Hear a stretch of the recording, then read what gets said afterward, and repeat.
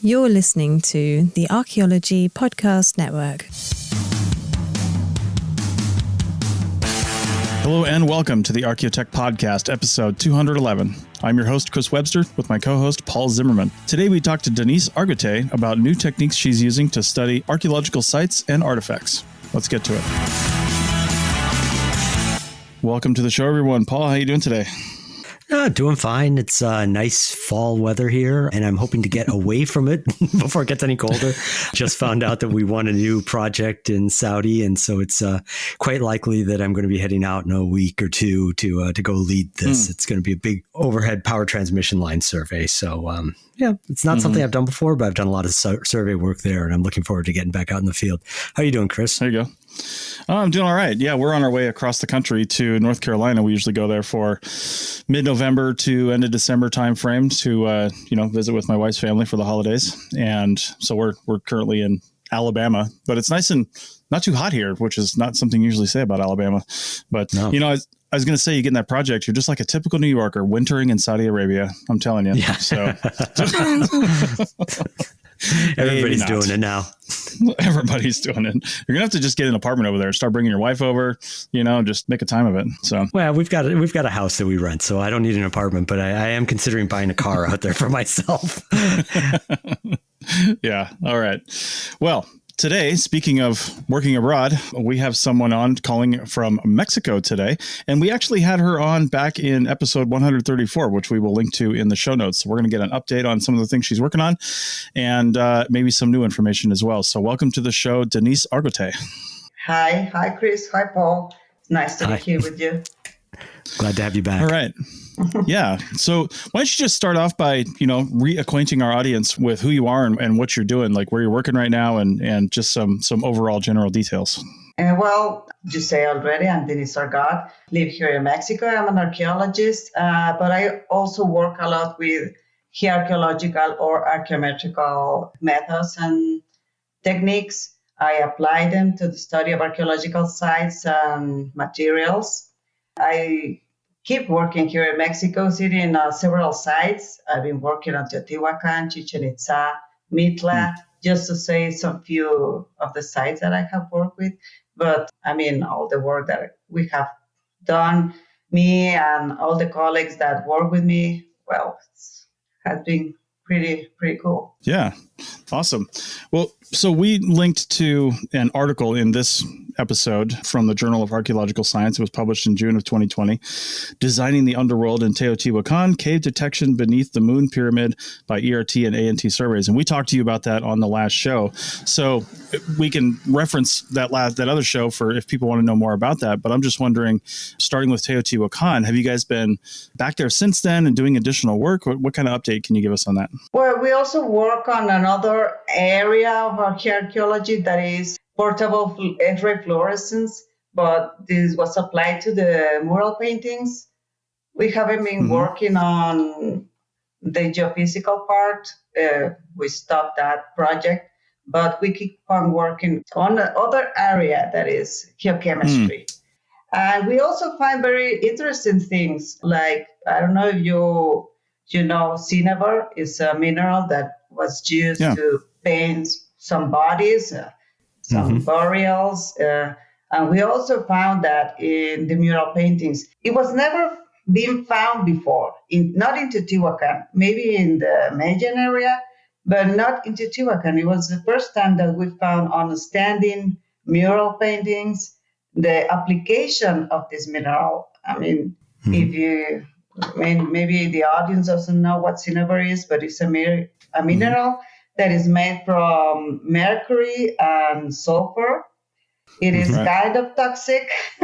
So I'm not surprised that ancient people didn't use it often. But in the place of Teotihuacan, in some substructures, we found this mineral applied on mural paintings. So that was also a really interesting fine. Yeah, I'm actually, as soon as you mentioned cinnabar, I thought, oh, mercury. And you also said on graves, my only real knowledge of it is that cinnabar was found on some of the bodies at the Royal Cemetery of Ur in Iraq. And it's presumed that it might have been used in part as a preservative. Do you know if that's the same thing with these the Mexican graves that have cinnabar in them? Well, the cinnabar had more like a cosmogonic point of view, like a worldwide vision. It was not because of the preservation of the bodies. It was more related to the way that they saw cinnabar and related to the way that blood itself behaves. Why is this? Because cinnabar, when it's applied and it's oxide, it gets black, obscure, dark. And blood does the same way. If you leave blood stains in a wall and get oxide, it also gets a little bit dark. So in this way, they related. The color is red also. I mean, there are several characteristics that relate cinnabar to blood. So blood is life. Blood is the substance that people gave to the gods to maintain and sustain life. So there are several magical association, religious association, and that was the motive that they used cinnabar to apply to the burials and some other materials. We also found cinnabar in Chichen Itza. There is also an article we published in 2017 about a sculpture that is inside the castle. The castle is the greatest pyramid in Chichen Itza, also known as the Kukulkan Temple. Inside of it, there is an ancient substructure, an older pyramid. And inside this pyramid, there's a temple. Inside the temple, there are two sculptures, a chacmol and a jaguar throne. This throne is painted in red, and this red painting is cinnabar and hematite. So there's also another association of this mineral to something that is not human remains, not burials, not bones.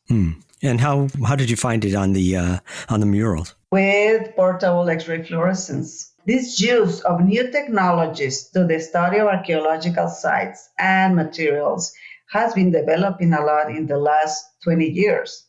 And one of these developments are portable instruments.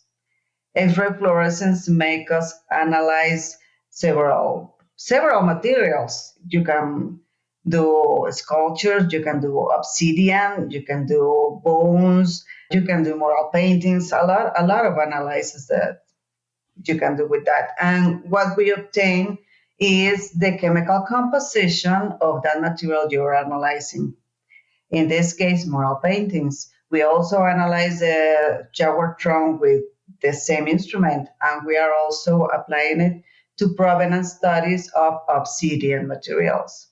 I'm just wondering, this is the Archaeotech podcast, so we like to, expose our listeners to technology they may not have used or explain the use a little bit. So I'm curious about the portable XRF, which I know we've talked about on this show before and has actually been around for a little while. But can you give us some idea as to the practical application of using XRF? Like, does it, have certain conditions that it works better in?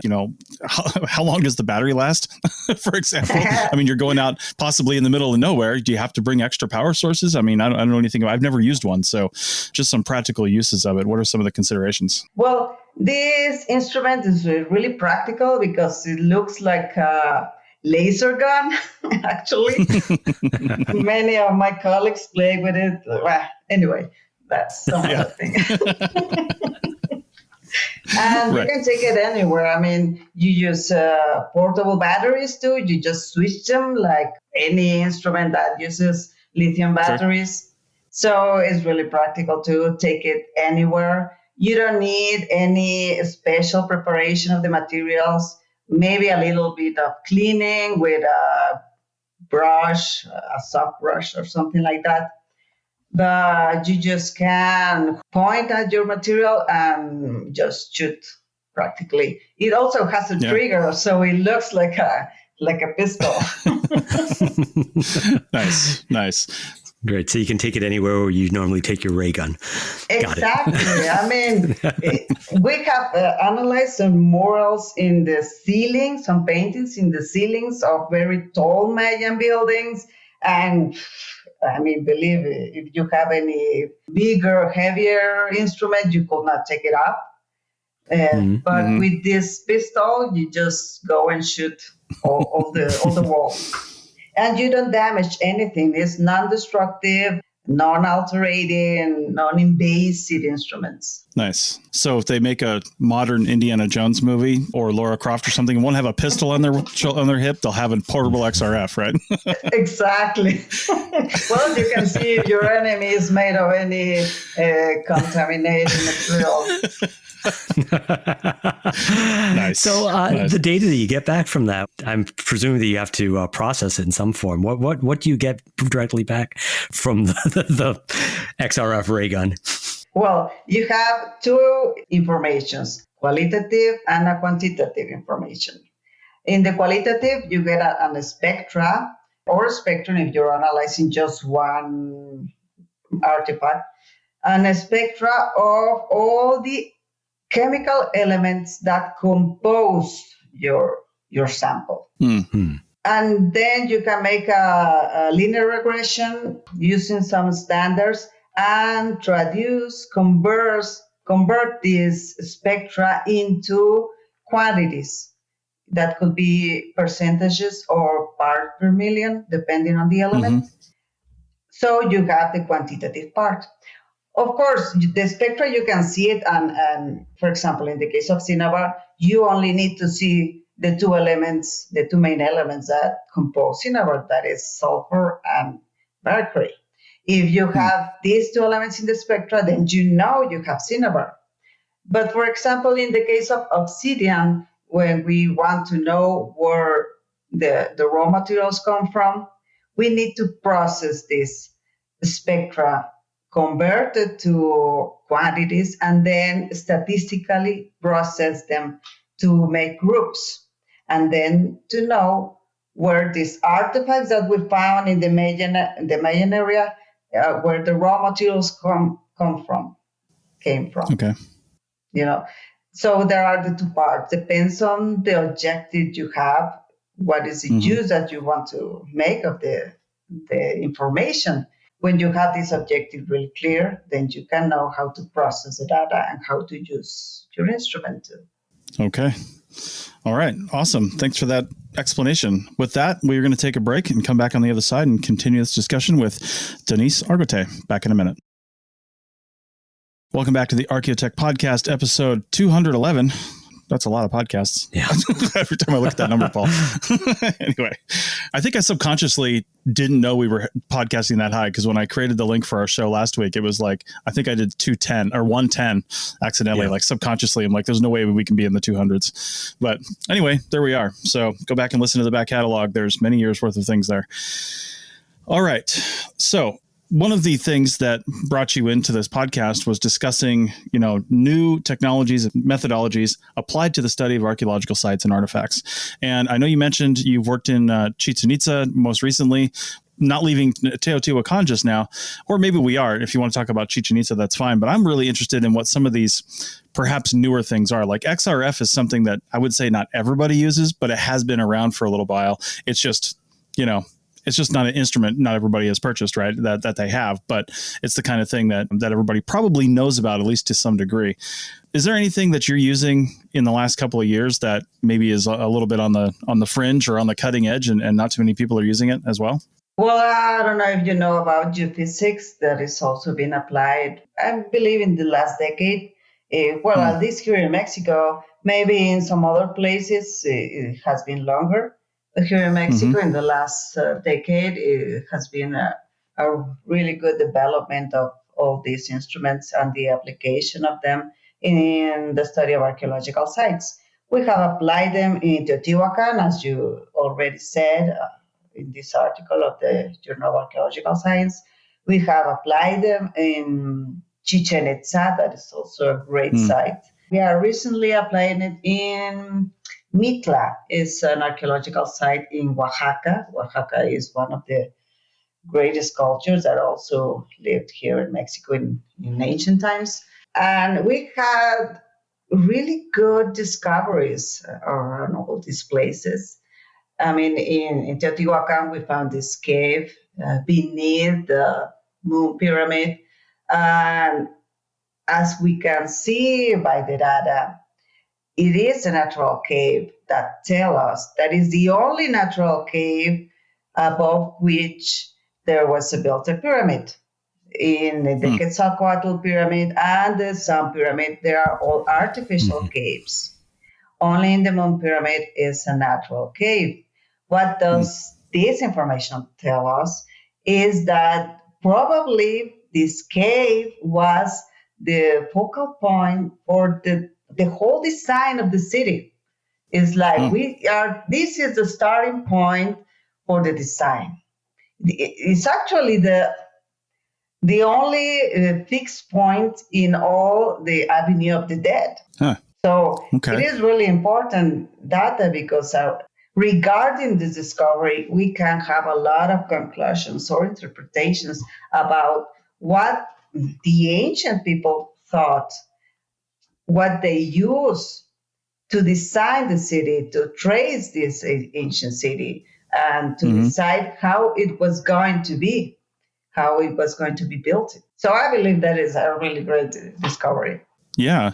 I'm curious about that natural cave that was found, and that being kind of the basis and the earliest part of the building and construction on the site. What other evidence do you guys have that's correlating that? What evidence do you have that's showing that this is the earliest, I don't know, occupation, but building period, I guess? Well, of course, there are several other archaeologists that have made excavations inside the pyramid, and they found really old stages of the construction. There are 7 stages that have been found only for the construction of this pyramid. I mean, the cave had not been excavated yet. We are trying to convince some authorities to do so, at least to give us a little bit of money to do that. But in the meanwhile, we only have the information that we extracted by these archaeological, archaeometrical means. So besides that is what we have. I mean, the other 2 caves that have been discovered are artificial. I mean, think of it. If you have 3 great pyramids, the 3 of them have caves beneath. 2 of them are artificial and 1 of them is natural. What would you think about? Sounds like they're part of a complex, right? Between the pyramid and the cave going together in their cosmology in some sense. Exactly. The caves, pyramids, and mountains are really important features in the cosmogony of pre-Hispanic people. They made an axis. You know that the universe in ancient times, well, they thought that way, was divided in 4 portions. And in the center was the 5th portion. The center was the axe that unifies the infraworld, the underworld, the superficial world, the terrestrial world, and the divine world. And this axe was in the middle of the pyramids. So if you have the underworld, the pyramid, and then the sky, you have an axe that links all these 3 planes. Okay. Do any of these caves intersect? I can't remember if you said that or not. Is it like a network of caves, or are they separate amongst the in the area there? They're separate. Okay. Yeah, only linked to the pyramid that they are beneath. Okay. Awesome. Wow, that's really cool. So these caves have been explored; they just haven't been excavated. Is that right? Yeah. Okay. Oh, the Kukulcans. Well, Quetzalcoatl. I mean, because Kukulcan is in the Mayan area. Kukulcans is another temple that also have a cave. Well, in this case, partially filled with water in the Chichen Itza site, and it has the same meaning, right? the unification of the three planes, the underworld, the terrestrial world, and the divine world. I mean, there are several examples in Mesoamerican sites that have these elements in their cities. So there is some pattern in the worldview of these ancient civilizations. Right. Yeah. So when we spoke to you last 3 years ago and you were talking about this, I remember being really kind of blown away by the discussion of ERT and ANT and how you'd found these caves and the 3D modeling of them non-invasively, or basically non-invasively from sensors outside. It's been kind of a touchstone, something I think about actually fairly regularly for some reason when I'm thinking about, the 211 episodes of this podcast. And I was wondering, because I was considering, reaching out to you separately, but I'm so glad that you're here anyhow. What other kinds of geophysical techniques have you been pioneering, experimenting with, using lately? Because this one here was, the ERT and ANT, when you first told us about it, was absolutely new to me and novel. Never heard of anything like it before, and was, like I said, was blown away by what you were able to find using them. Well, ERT is a little bit more common. Case in Chichen Itza, 5 years before, we used it also to find the cars beneath the Kukulkan pyramid. We also use them in other small sites in Tlaxcala and Hidalgo and some other states here in Mexico. Radar is also very common. I'm sure you have heard of it because it's like the most common geophysical instrument that has been used in a lot of colleagues around the world. And we are also using it in all the sites. It is really important I believe so, to use more than just one instrument when you are dealing with an archaeological site. Because like in the case of Teotihuacan, ERT gives you a high value resistance anomaly. But you can interpret it like hard rock or like a void. So how are you going to discriminate between these two very different materials when you use a second technique that gives you insights of, it is a low velocity anomaly, so it is a void, not hard rock, So using more than one just technique is better because gives you more information of what you are dealing with, what you are finding, right? So ANT is seismic noise is really new in the case of archaeological studies. We are also using it now in Mitla, in this Oaxaca archaeological site. We're also getting really good information. For example, Mitla is a site that its name means the place of the dead. But very few tombs have been found there. So why was it called the place of the dead if you only have like 2 or 3 tombs, right? Yeah. So there is an ancient legend that says that beneath the Spanish church was a cave system where the ancient Zapotec people buried their governance, the kings, and all their big authorities. But it has never been found. So was it real or is it just a legend? So we applied ERT and ANT to search beneath the church. And actually we found some caves beneath the church. So it seems more like a real thing than a legend. And it's also a good discovery because that explains the name of the city. It is the place of the dead because all the important high-rank authorities were inside these tombs, inside these places, burial places. Okay. Wow. That's pretty cool. I love being able to, take a place name like that, right? And then, kind of look for the significance behind that. It reminded me, it's when you said Mitla, it sounded familiar to me, and I had to look it up. We covered a story about that on episode 225 of the Archaeology Show, which came out on July 9th of actually this year. So the article was called "The Back Door to Hell." That's what they called it. So it was very dramatic because it was an article, a news article. But yeah. All right. Well, let's take a break. And when we come back, we will wrap up this discussion with Denisse Argote back in a minute. Welcome back to the Archaeotech Podcast, episode 211. And let's shift gears a little bit. So you mentioned Chichen Itza. What have you guys been doing over in Chichen Itza? Because Chichen Itza is one of those places that I feel like just about everyone's heard of, like the Pyramids of Giza or something like that. You know what I mean? Like it sounds like one of those places everybody's known about. So what new research is being done? What unanswered questions are you guys looking at in that area? Well, after the 2014 and 2015 discovery that we made with ERT, we have been working also with archaeological materials, the structures, mural paintings with portable X-ray fluorescence. And in the last 2 years, we made another project. We are working on another project using radar to analyze all the plaza.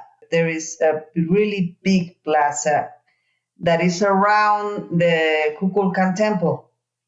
Okay. It's around 10,000 square kilometers.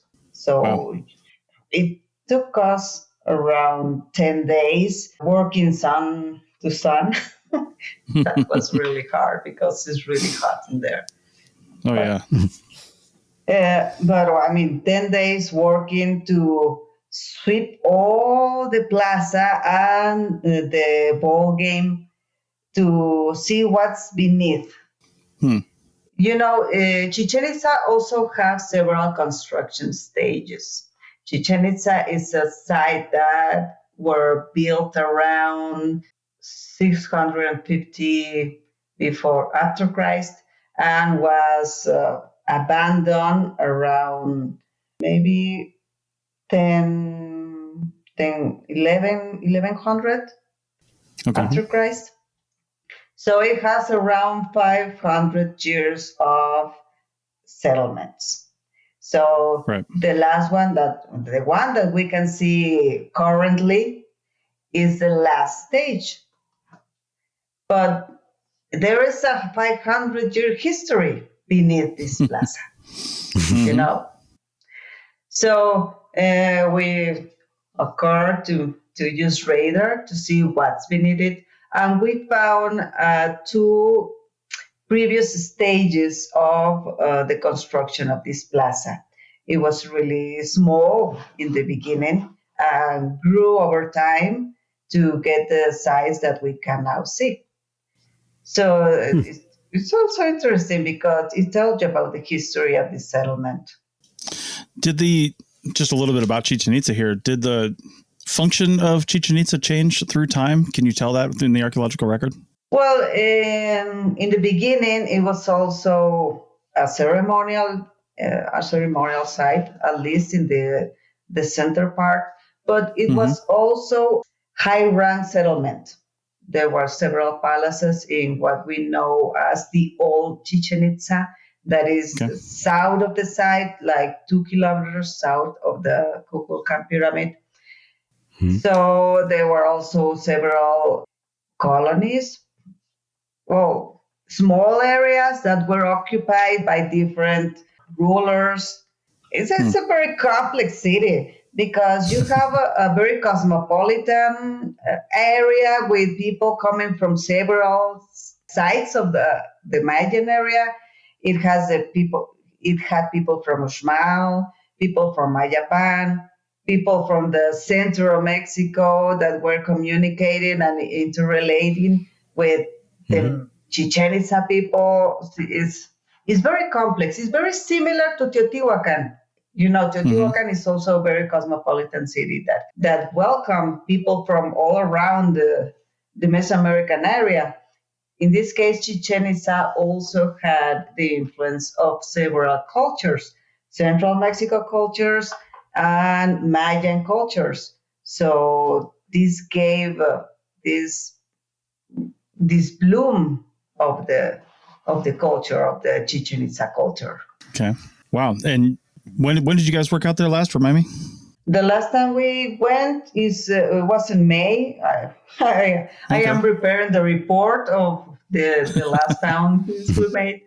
Still working on the report. I mean, because it is hard work to go to the field and make the prospection, but it's a lot longer to process the data, to make sense of it, to try and apply different filters to enhance the features that you are finding, and then to write a report that makes sense to other people that do not manage this kind of information or techniques. Mm-hmm. So it's a long project, a long work. Yeah. I know you're still in the process of writing the report, but is there anything you can disclose that were some insights or revelations based on the research you guys did? Well, in the case of the ball game, we know that it extended longer than it seems that is currently seen. We also find a small structure near the ball game inside the plaza, but almost in front of the ball game that you cannot see actually or currently. Mm-hmm. We also find 2 stages of the construction of the plaza. And we believe that we might found near the pyramid, near the staircases, some areas with some burials, but we don't know if they're human remains or maybe just some gifts for the gods. Okay. So, I mean, all right. There's still a lot to work with, but these are some things that that we cannot see just by walking around the area. Right. Of course. So, Denisse, so you're obviously working all over Mexico and have worked all over Mexico on a variety of different sites with a variety of different geophysical techniques. Is there something new, a new project that you haven't yet started, or maybe some new technique that you're hoping to test out sometime in the near future? Well, we're trying to build a lab in the area of Chichen Itza. It's still a project that's going on, but we want to implement several technologies to the archaeological study. That is maybe X-ray diffraction, Raman, laser Raman. I don't know if you know Raman spectrometry. No, I'm not familiar with it. Well, it's a laser that is beamed to some artifacts or even walls or any solid material, and it can give you the exact mineral that compose this sample. For example, in the case of pigments, red pigments, the common pigments that the minerals that were used to make red pigments are iron oxides and cinnabar. If you just see them, you might not discriminate which was. Or even in the iron oxides, you have several minerals, goethite, hematite, limolite, and some other minerals. And you cannot know which of these minerals are the one that they were using. So Raman spectrometry tells you the precise mineral that was used to make this pigment. So that is also very good information. And there are two instruments, the one that you have in a lab and the one that you can take to the sites. So it's also non-destructive, and it's really, really important now in current archaeological investigations. Mm-hmm. That sounds very similar to XRF. How does it differ from like the portable XRF? Or are you just walking out there with a holster with one laser on one side and one on the other side and just shooting everything? Yeah, that's it. Well, they are complementary techniques because X-ray fluorescence tells you the composition. It will tell you have iron, you have maybe sulfur or the elements, but you don't know the mineral. Raymond tells you the mineral. It doesn't tell you the composition. It tells you the mineral. Okay. So they are complementary. I mean, with fluorescence, I can tell you this red pigment was made of iron oxides. But I cannot tell you if it was hematite, limolite, goethite, or any other mineral. Okay. Raymond or even X-ray diffraction can tell you that information. So they are complementary. Okay. Wow, that's cool. Yeah. I don't think I'd ever heard of that one. That spectrometry. We'll have to find some information about that. All right. Well, we are just about done for today. What do you guys have coming up on the horizon here? What's your next field season look like? Busy, as always. But that's good. I mean, we have in the state of Chiapas, there is a project to find the remains of an old general that came, or a Colombian general that came to Mexico and established in Chiapas. But the Colombian government wants to find him because he is a hero in that country, but they do not know where is the burial place of his remains. So we are gonna try to find them. That's a project for next year. We also have going the Mitla area project, also the Chichen Itza project. We are trying to make LIDAR flights to map all the tropical area. It's really difficult to walk around in these environments. So LIDAR image could tell us a lot of how is the distribution of this city without having to walk around all this jungle area. So these are two projects that are going to be running next year. And there's always new projects. There's always new people that come to us and ask us our help analyzing, statistically processing the data, making analysis. I'm also working on a rural paintings, rupestre, I don't know how you say it, all these prehistoric paintings that are made in caves. Okay. We are also making some analysis in caves to see the pigments and determining the raw materials of these prehistoric paintings. It's also a project that's going on. I don't know. There's always new objectives, new projects to work in. All right. Well, sounds like you're keeping busy anyway. Yeah, I'm more busy than I would like to, but it's fine. Well, thank you, despite your busy schedule, to take some time to talk to us about this. It's been really fascinating to me. No, it's really great to talk to you guys. So thanks you for the invitation, and I hope to maybe be here some other time. Great. Absolutely. Doors are open. Yeah.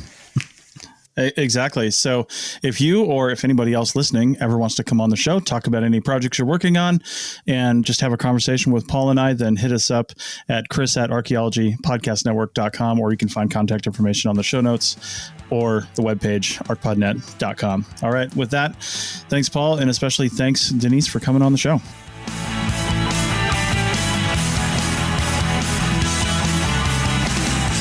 Thanks for listening to the Archaeotech Podcast. Links to items mentioned on the show are in the show notes at www.archpodnet.com/archaeotech.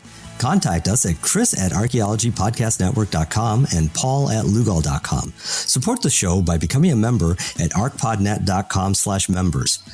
The music is a song called Off-Road and is license free from Apple. Thanks for listening. This episode was produced by Chris Webster from his RV traveling the United States, Tristan Boyle in Scotland, DigTech LLC, Cultural Media, and the Archaeology Podcast Network, and was edited by Rachel Roden. This has been a presentation of the Archaeology Podcast Network. Visit us on the web for show notes and other podcasts at www.archpodnet.com. Contact us at chris@archaeologypodcastnetwork.com.